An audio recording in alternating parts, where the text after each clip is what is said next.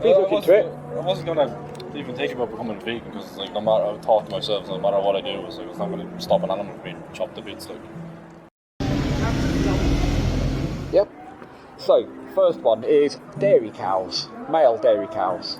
Statement: because they are useless to the industry, the two most humane ways of disposing of unwanted calves is actually to hit them with a spade or a bolt gun in the head on their first day of life. The RSPCA prefers farmers to use electrical stunning, which reduces the ineffectiveness down to just 14%. Basically, that means out of the 9,500 calves that are put down every month, about 1,300 aren't killed outright. Do you think the RSPCA way is better or not? No. No? What would be the preferred way, do you think? Just shoot them. Obviously shoot them first. Shoot them first, yeah? Bolt gun in the head? Yeah. Instant death. Okay. So the next one. Chicks, baby chicks. Okay. Although most male chicks are actually macerated, which basically means put into a blender. Yeah. So this is the egg industry, sorry. Okay. Yes, the egg industry. Only female chicks lay eggs. Okay. And there are a different breed of chicks to the ones that we eat. Yeah. Yep, so only the females are useful, the males aren't useful. Okay. So what happens is they sort them out, males here, females here, put all the males on a conveyor belt, basically drop them into a massive blender. They're ground up alive. That's the most common way of doing it. However, most RSPCA approved chicks are actually gassed using argon. That takes no longer than 6 minutes for them to suffocate to death. What do you think of this? Which is a better way of doing it, do you think? The first way, that's 6 minutes of torture. 6 minutes of torture? Yeah. Why is that important? It's like the other way is better. Yep, just drop them into a blender. It's instant death. Yeah. So, third one, pigs. Okay, first of all, do you actually know how most pigs are killed in the UK? No? Okay. The RSPCA approved way of killing pigs in the UK is to actually send them into a CO2 gas chamber. This is an aversive gas. It forms an acid on their eyes and in their lungs, and it basically burns the pigs from the inside out. You know when you have a can of Coke and it goes up the wrong way, it burns your nose? Yeah? It takes no longer than 3 minutes, but often as little as 30 seconds for pigs to die. This is about 88% of the pigs in the UK. What? Yep. Do you think this is acceptable? No.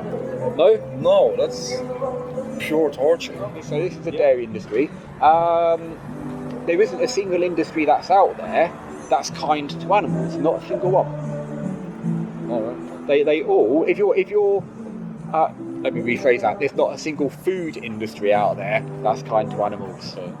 Have you heard of, well actually I'll rephrase that because I know you will have heard of the word vegan.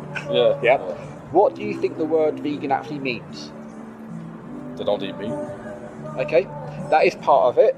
But vegetarians also don't eat meat. So what do you think the difference between a vegetarian and a vegan would be? Well, the vegans don't eat anything to do with an animal. A vegan has nothing to do with an animal. No. Wait, basically a vegan, so vegetarian is a diet. Yeah. And you can actually be plant-based, which is also a diet. Yeah. A vegan basically is against the exploitation of animals for our own needs. Oh, okay. Yeah, it's basically, let the animals be, stop doing these horrible things to them. So we don't wear leather, wool, don't eat meat, dairy, eggs, honey, anything that comes from an animal. All the industry, I mean, even honey is disgusting. And a lot of people don't think about it and go, oh, this is nice. They don't really think where it actually comes from. Yeah. Do you know about, do you consume honey? Yeah. Yeah. So, you okay to talk for a while? I'll do talking for ages. You okay? Yeah. So, honey, what do you know about where honey comes from? You got the obvious answer, which is from bees. Yeah. But do you know where it comes from? You know how it's made or anything like that, or the process or anything involved? No. I'm not an expert on bees, just to let you know. I'm going to tell you little snippets I do know. Yeah. Okay. So this might not be 100% accurate, but generally. So bees. First of all, bees are in the wild. There's actually hundreds and hundreds of species of bees. A honeybee is just one of the hundreds of species. Yep. Now, they fly around everywhere. They go, oh, that's a nice place. And they go there and they go, oh, don't like it here anymore. And they go somewhere else.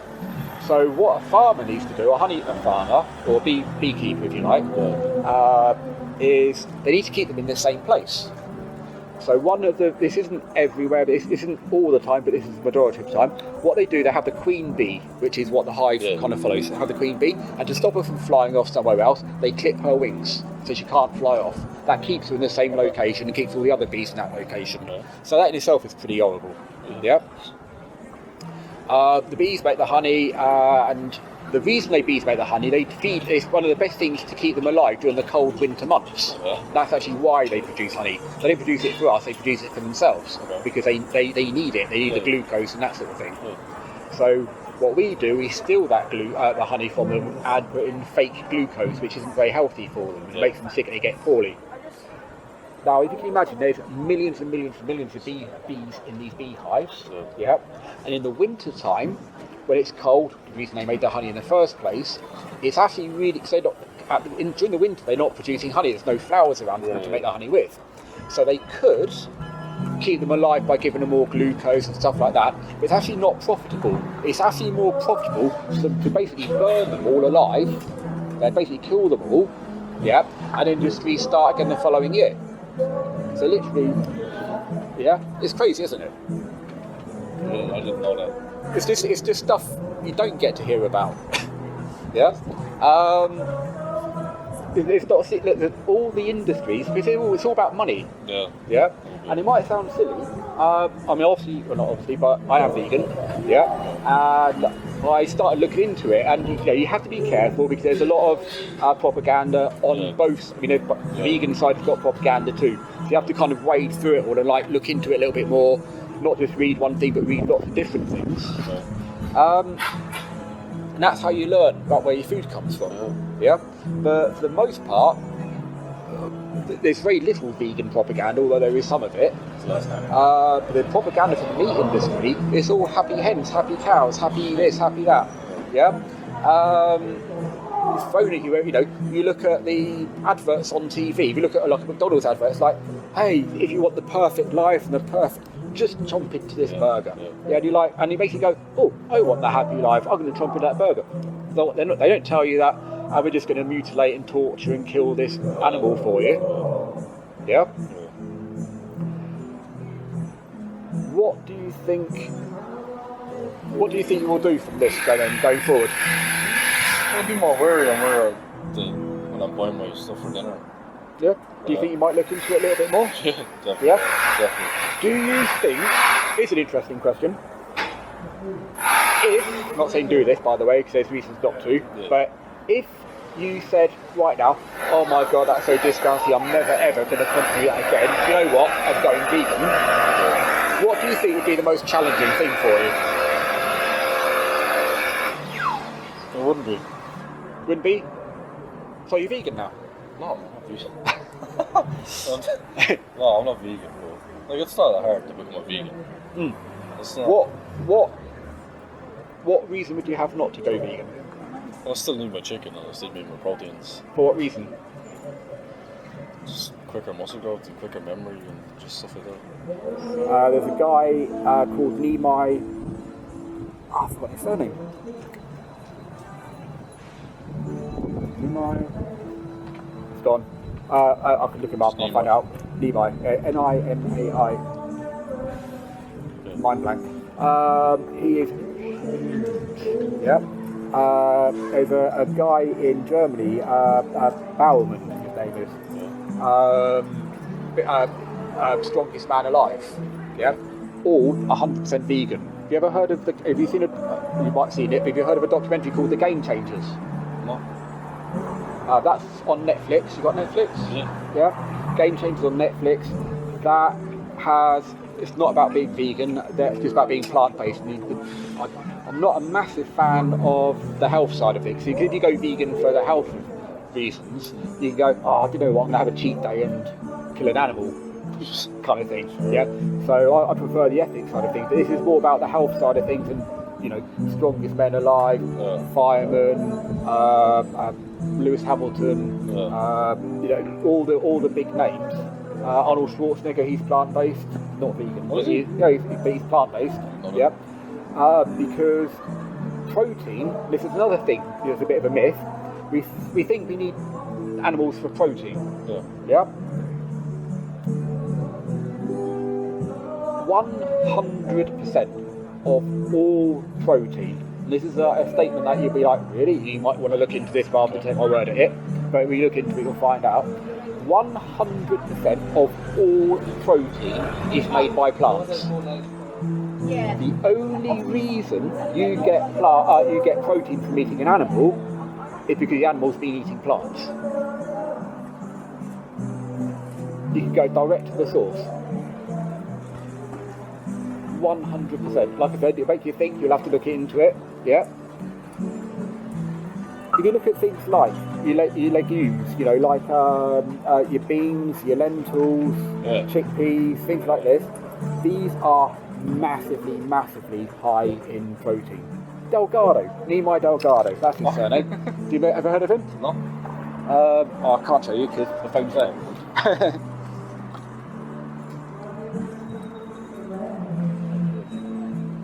Nimai, I think it is. Delgado. There he is. Oh, that do. I've seen him. He's never ever eaten a meat product in his entire life. He was born vegetarian, now he's vegan. Oh, good.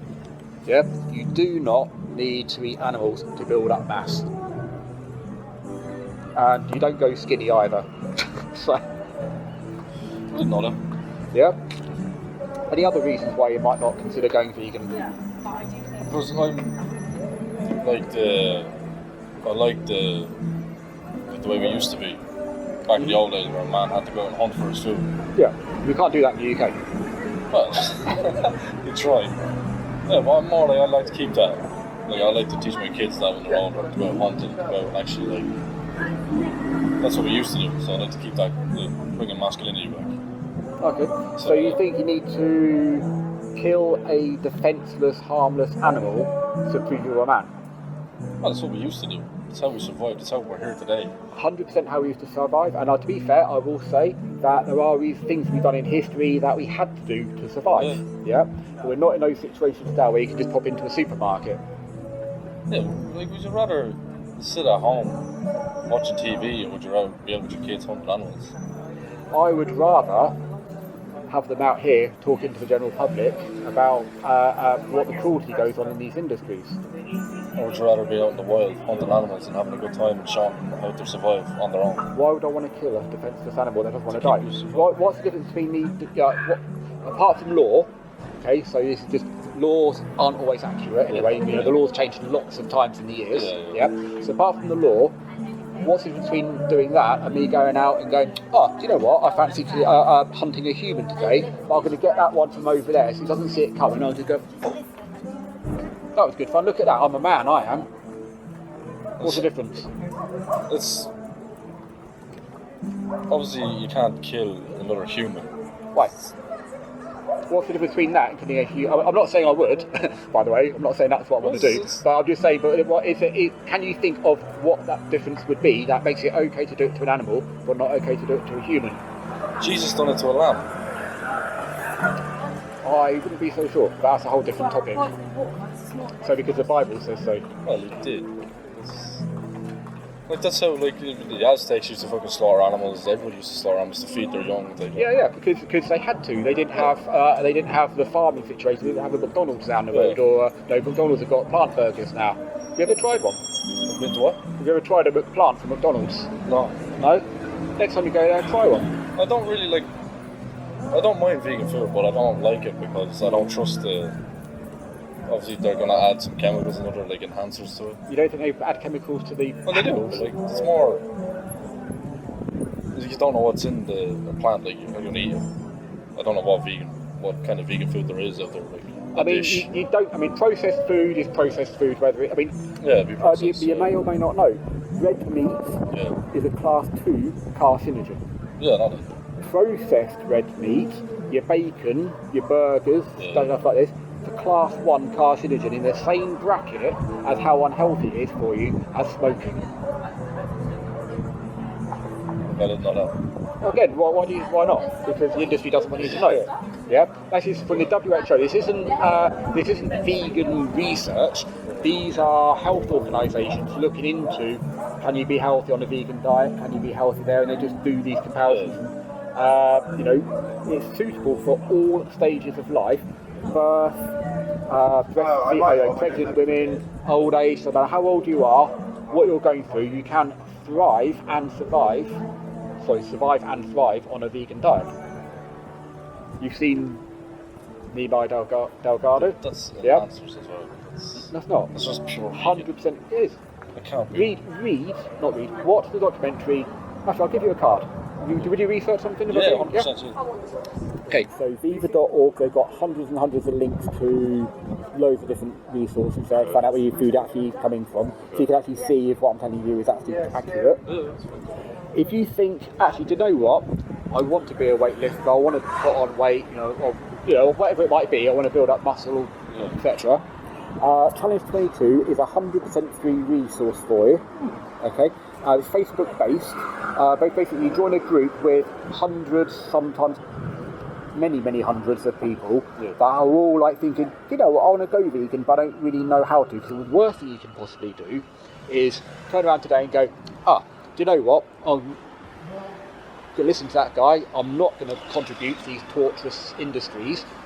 That pig was gassed to death. Do I really want to hear those screams in my dreams when I'm eating, later tonight, sort of thing? This pig, what she went through to produce this cow, what she went through to produce that, etc., etc. If you start thinking, actually, do you know what? I don't want to contribute to that anymore, and you stopped, and you went, okay, this is what I'm just going to remove that from my plate.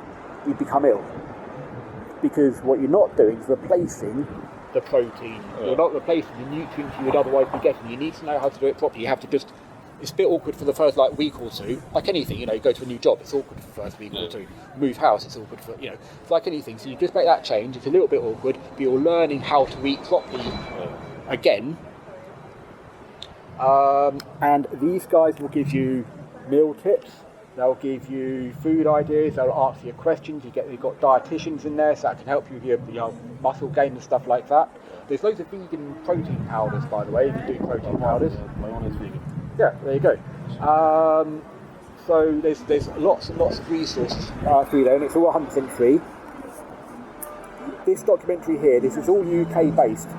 landofhopeandglory.org. Yeah, possibly one of the most important things to watch if you're going to carry on continuing to eat meat. Yeah, it literally is done by a guy called Earthling Ed, or Ed Winters, is his actual name.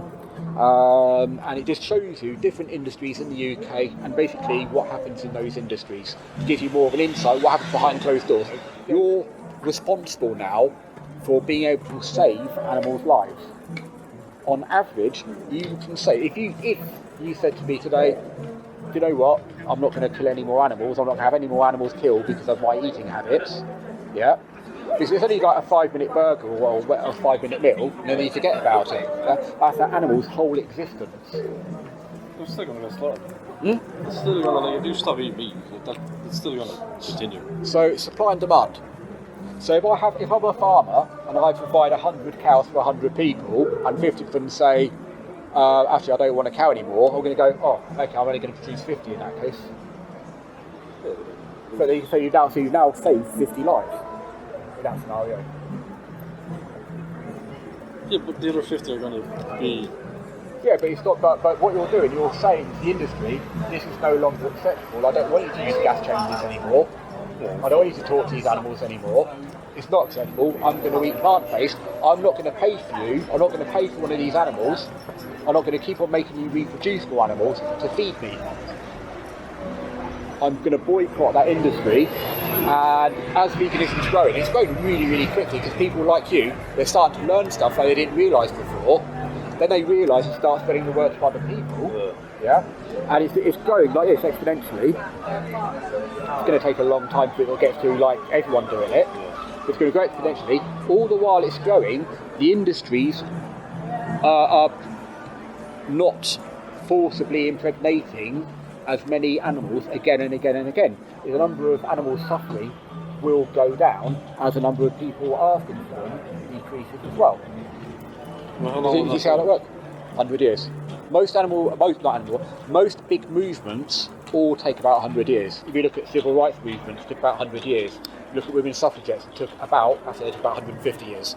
If you look at all the big things that we've changed over the years, where we've gone, it's not right to have slaves, it's not right to beat your woman, it's not right to do this. I mean, I think it's like 10 years ago, less than 10 years ago, that I think it's Germany said it's now illegal to rape your wife. Up before then, you could rape your wife. It's crazy, isn't it? So they were a bit behind. Yeah. So these things take time, but the whole point is that we just spread the word. The industry, I mean, the dairy industry is dropping down because, like yourself, people are realising we shouldn't be doing this. That's how it works. All I'm saying to you is, as an individual, you have the lives of these animals in your hands. On average, a vegan will save between 200 to 300 animals every single year purely by not consuming them. That's how many will. Because if you think about it, most people will have it for breakfast, lunch and dinner. I know you don't consume dairy, but most people do consume dairy. Breakfast, lunch and dinner, 3 times a day, 7 days a week. Okay, so that's a lot of animals being killed there. So just say, like the cow, whatever, just say you're going to Tesco's about to get the dinner, and the cow still gets slaughtered, still gets packaged, still gets processed, still whatever, goes through all that. So the first bit again? See the cow gets slaughtered, yeah, right, and then it gets packaged up, processed the whole way into Tesco, right? Yeah. And you just go, no, I don't want that. That cow's still dead. Of course, but what you're saying, the way industries work is that Tesco's, let's say it's Tesco's, don't matter where, but Tesco's go, they say, oh, we've got 100 of this item to sell. Oh, 10 have been sold, better order 10 more. Oh, only 9 have been sold, oh, let's only order 9 more then. We're still dead. Yeah, but you're ordering getting 10 killed or you're getting 9 killed. You're stopping that one, the next one being killed. You can't do anything about what's there at the moment. Next week. Until the next week of the next order. Yeah. So, but that's the one you're saving though. You can't save the one that's been killed already, of course. It's already dead. Like you said. What you're doing is you're saying, don't kill another one to replace the one I'm buying. They're going to do it anyway. No, they won't. Why would they? Profit. That's how the industry works. So it's the farmer with the 100 cows. Yeah. So it's 100 cows for 100 people, or 1 million cows for 1 million people. Yeah. It's not that number, by the way, obviously. Yeah. And you're saying, if 1 million people keep buying those cows, the farmer's going to produce 1 million more cows. Let's go to 100, it's easy to say. Yeah. So if only buying 100 cows off a farmer, he's going to forcibly impregnate 100 more to replace them. Yeah. Because 100 people said, I want more of them. If the following week, 2 people, or let's say 2 people, and then it's another 2, and then it's another 2, then another 2, so eventually 20 people say, we don't want that cow anymore. Farmer goes, oh, I've got these 20 cows already, okay, they're going to be killed, but I'm not going to make another 100 suffer, I'll only make another 80 suffer. So the 20 are saved from that suffering. You just go find someone else to go. There's only, you can't. It's supply and demand. So the next batch of 100 people. Just get another batch of 100 people. But I'm talking about the industry as a whole. The industry as a whole, yeah? So every time you're buying for something, you're saying, please replace this item I'm buying. That's what's happening, that's supply and demand. It's actually demand and supply. Yeah. It should be the opposite way around, the actual phrase. So it's like, you're saying, I want this, get another one to replace what I've just bought. Yeah? So you're saying, this animal's dead, go and kill another one. Yeah? Or you're saying, don't kill it, go and kill another one by not buying it. That's how it works. You either buy it and you're saying kill another one for me, or you're not buying it and saying don't kill another one for me. So you see how that works? Yeah, I get you, I understand it. Something to look at actually. Look into it a little bit more. Like I said, you've only had this first conversation, you possibly never even thought about this before. Yeah. Like I said, when I first had that click, I was like, holy shit, and I looked into it, and the more I learned, the more disgusted. I mean, the first week, I was just researching. That's all I did. And the more I researched, the more disgusted. Actually, to be fair, I was actually quite angry that first week. I was like, oh my god, I can't believe how much lies we've been told as stuff we don't get to hear. It is if you actually saw with your own eyes what they actually, I'm not even on about a video, but the videos are disgusting as it is. If you actually see it with your own eyes, actually what they do go through, just so you can eat something that you actually don't need to eat. It's disgusting. It is absolutely. I wouldn't sort of, if there was a dog walking past it, I went around and kicked it, you'd probably tackle me to the ground and start thumping me. Yeah. We do 10 times worse to these animals for a 5-minute meal that you don't need. Do you know pigs are actually higher in intelligence than what dogs are? Yeah, still. Higher in intelligence, pigs are. You're not going to have a pig in your house as a pet. Some people do. They're not common. They're not common. You can get different sizes. Yeah, all the little baby pigs. But some people do. Okay. I actually think I know somebody who's got a pig as a pet. There's loads of that. Yeah, but the only reason they're not deemed as pets, is because we're taught to look at them as a food animal. There's a speech, I think it'll be on that link, to be fair, if you look at the link. I think it should be called The Greatest Speech You'll Ever Hear on YouTube. It's a really old speech, it's like 20 years old or something like that. Yeah. But apart from when he's talking about what food is available, which is like very, very, very out of date, obviously the food's gone crazy now, everything else he says in it is 100% accurate. Really, it's about a guy called Gary Urofsky, just on YouTube. Greatest speech you'll ever hear, or the best speech you'll ever hear. About an hour long. Just by saying, you don't even have to like animals. All you have to do is just say, I don't think it's right to treat an animal like that. I don't like animals, but I would never ever do that. I wouldn't do that to my worst enemy. Why would I do it to an animal? People on death row get treated better than what we teach our animals. Treat our animals. It's disgusting. But look into it a bit more. I definitely will.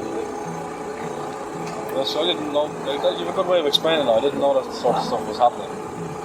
And the RSPCA was doing that sort of stuff. The RSPCA is for prevention of cruelty to animals. And if you go to a supermarket, I did actually even mention that bit. If you go to a supermarket, some foods have a stamp RSPCA approved. Yeah. The RSPCA are approving the suffering that animal went through. Do you know why? Because the meat industry pays them for that stamp. They get money from their stamps of approval. If you look on their website, it says, like I said, with the turkeys and with the pigs, it says we don't like this method, and we're going to look for something else. Yeah. But they said that like for 20 years now. So although they don't like that method, they still give their stamp of approval and get paid to put it on their pork products, for example. Crazy, isn't it? And they're meant to be preventing cruelty. That's meant to be their job. Bizarre. Yeah, that's very bizarre. Look, like I said, ignorant on. I don't think it's on that link. Just remember the word ignorant. Yeah. Put a P in front of it. Amazon Prime. Oh, I didn't even notice that. Please look into it. I wasn't gonna even think about becoming vegan because, like, no matter I thought to myself, no matter what I do, it's not going to stop an animal from being chopped to bits. Like, it's yeah. I didn't think about it so I was a lot older than what you are. And I've been probably about 6-ish. I think I'm in my 6th year now, something like that.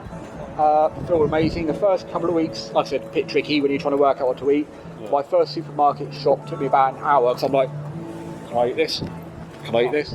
How do you know that they're stamping that is to be the same as the RSPCA approved? They're just stamping things saying vegan. Because you can look at the ingredients, you can tell by the ingredients what's in there. Same as the RSPCA. They just stamp it for money. Vegan Society stamp, yeah, for sure. But you can say, most of them you learn. There's some people who say if it's vegan, and I know the ingredients pretty well now. I can look at it and go, no, that one's not vegan. You can't have it. You just learn. You just learn. They're not just stamping it anyway, regardless. I don't know they're not just stamping it now. What, ignoring not putting the ingredients in? No, they put the ingredients, but they stamp it. But then they leave out a few ingredients. They're not allowed to. They're legally they're not allowed to. But if you were concerned about it, if you were, the RSPCA are saying it's prevent cruelty, but still they're doing it. Yeah. So how do you know the vegan people are still doing that? So if you were concerned about that, what you would do is you then go. In fact, I'd love to do this, but I'm not healthy enough. is you've got a whole foods plant-based diet. Okay. Yeah. So vegan, whole foods plant-based. This is your grains, your legumes, your fruit, your veg, no processed food whatsoever. Okay. And you're making curries, bologneses. A vegan can eat all the foods that you eat. There's not a single food that you eat that I don't have a vegan equivalent of. Okay. Yep. I get all the same flavours, all the same textures. The only difference is my ones don't involve an animal being killed for it. Okay. But if you want to reduce the risk of the conspiracy that there's ingredients missing from your items, just buy whole food items. It's really, really easy to do. And it's been reported as, you could be an unhealthy vegan. I'm an unhealthy vegan. Yeah. But it's reportedly, if you want to be the healthiest you possibly can do, one of the healthiest ways of living. You could be a healthy meat eater, but you can also be incredibly healthy as a vegan. Well, my friend is doing the carnivore diet, you know that? And he's... The guy who invented the carnivore diet, the one who made it famous, dead. A doctor who's looked into it and said, yeah, it's all fine, actually says, actually, we have no idea what the long-term results of not having a single bit of fibre in your diet. Zero fibre. Mental. High cholesterol. I don't care about health, obviously, yeah. But what's the number one killer of human beings? Caffeine. Caffeine. As a symptom, the number one is heart disease. Okay, yeah, sorry. What's the number one cause of heart disease? High blood pressure. Okay. What's the number one cause of high blood pressure? High cholesterol. The only way you can get that cholesterol in your body is through animal products. Well, this is you have LDL and HDL, but the blood pressure one, I think the blood pressure one is the high blood pressure one is LDL, I think. Don't quote me on that one, it's one of them. It just goes from really high to really low. Basically you reduce, it's not the only obviously, but you reduce the number one killer of human beings by going vegan. So you're saving humans and... Oh no, you, as in yourself. So because you're not consuming animal cholesterol, you just remove that risk factor. Oh, so like you're saving yourself and you're saving animals? Yeah. Wonderful. You join Challenge 22, they'll give you all of that support, how to do it and be healthy. You will feel great. Your morals, because you're not, it might sound silly, I can tell by the way you answered the first question, you're obviously against animal abuse. Yeah. And so you basically, your actions start aligning with your morals, because at the moment, before this conversation, you're paying for animal abuse unknowingly, but you've been paying for animal abuse. If you now continue to do it, you'll knowingly be paying for animal abuse, and your morals and your actions won't align. As soon as you go vegan, they start aligning, you feel a lot more at peace within yourself, I guess, you could say. You feel much more strength, you feel much more energetic. And then you become that annoying person that all your friends go, vegan. I'm just joking. But no, it's literally one of the best things I ever did. Look into it a little bit more, so like I say, reach out, talk, don't just take my word for it, obviously. No, I haven't said anything untruthful, but I'm only one person telling you this, so look into it yourself. A lot of people prefer to just bury their heads in the sand and go, no, I'm not going to look, I prefer to be ignorant. But you come across a guy who actually would want to stop funding that industry. Well, knowing what to do now, it's changed my perspective of it, yeah. Good, brilliant. Really good to talk to you. So do. I will reach out if you need to, and hopefully you might even hear from you. Yeah, thanks a million. Cheers, thank you. Bye-bye.